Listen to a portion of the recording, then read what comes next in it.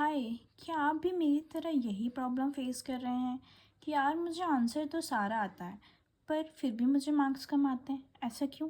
ऐसा इसलिए क्योंकि हमारी प्रेजेंटेशन सही नहीं है। अच्छा, तो फिर क्या करें? कुछ नहीं, मैं आपको सिखाऊंगी कि टॉपर स्टाइल में आंसर राइटिंग कैसे करनी है।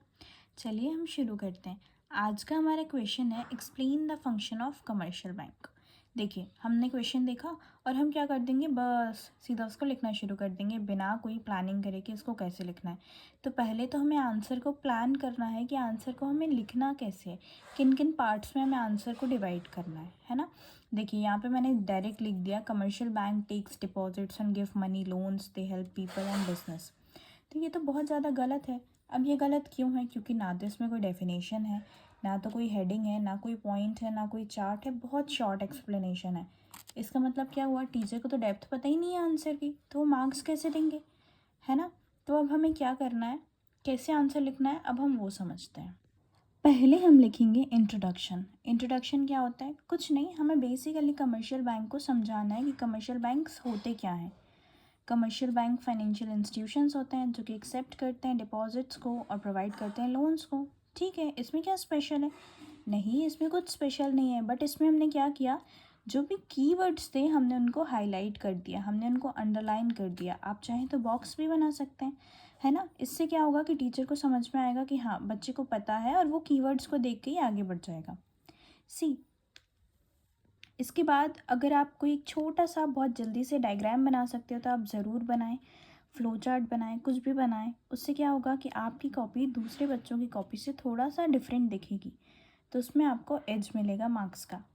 देखिए, हम जैसे मैंने बनाया, एक बॉक्स में लिख दिया डिपॉजिट, एक में लिख दिया बैंक, एक में लिख दिया लोन, तो टीचर को ज़्यादा जल्दी समझ में आ गया, उसको ये सब पढ़ने की ज़रूरत भी नहीं पड़ी, है ना। तो देखिए, आप जितना ज़्यादा टीचर की चेकिंग को ईजी बनाएंगे उतना ज़्यादा मार्क्स गेन करने की अपॉर्चुनिटीज़ आपकी बढ़ जाती हैं, है ना।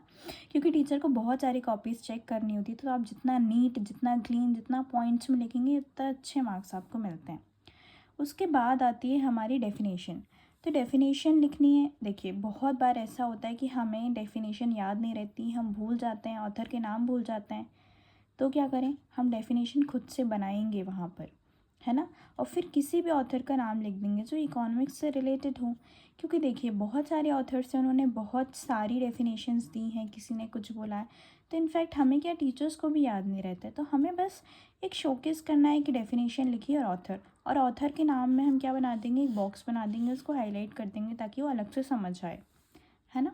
फिर इसके बाद हमारा क्वेश्चन क्या था? क्वेश्चन ये था explain the function of commercial banks, right. तो अब हम क्या करेंगे, कमर्शियल बैंक के फंक्शंस ऐसे समझा देंगे। देखिए, इसके वो समझाने का भी तरीका अलग अलग है। कोई कोई लोग जो होता है वो सीधे पॉइंटर्स में लिख देते हैं।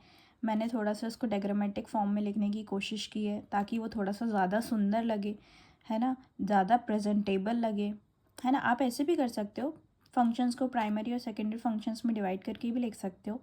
अब इसके बाद क्या करेंगे, अगर देखिए 2 मार्कर क्वेश्चन आता है हमारा, या शॉर्ट आंसर्स में आता है, तो हम इंट्रोडक्शन, डेफिनेशन और फंक्शंस इतना लिख के कंक्लूजन लिख के ख़त्म कर देंगे। ठीक है, अगर हमारा क्वेश्चन ज़्यादा नंबर का आता है तो फिर हम इन सब पॉइंट्स को इंडिविजुअली एक्सप्लेन करेंगे।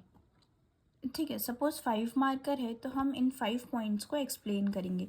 यहाँ नंबर डालेंगे, हेडिंग लिखेंगे, हेडिंग को हाईलाइट करेंगे, अंदर क्या है हेडिंग में, हेडिंग का मतलब क्या है उसको समझाएंगे।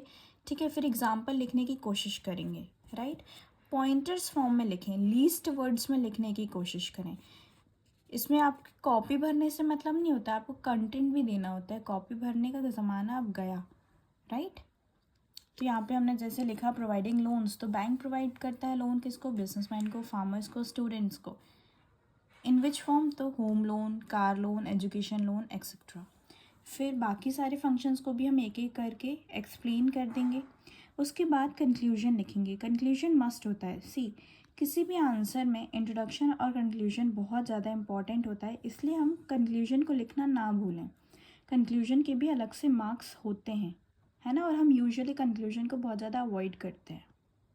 अब मैं आपको कुछ टिप्स दूंगी, जैसे आपको डेफिनेशन लिखनी है हमेशा ऑथर के नाम के साथ, हेडिंग लिखनी है। देखिए, जैसे मैंने यहाँ पे लिखा था हेडिंग, फिर इसकी नंबरिंग करनी है 1 2 3 4, ताकि टीचर को इजीली समझ आ सके कि आपने कितने पॉइंट एक्सप्लेन करे हैं, है ना, ये लिखे नंबर पॉइंट्स। फ्लो चार्ट से डायग्राम बनाना है, जो भी इजीली आप कुछ भी बना सकते हो इजीली वैसा बना दीजिए बॉक्स बॉक्स करके। फिर उसके बाद कंक्लूजन लिखना है। होपफुली आपको ये समझ आएगा और माइट भी ये आपके मार्क्स को भी बढ़ाने में हेल्प करेगा। अगर वीडियो पसंद आए तो please do like share and subscribe. Thank you.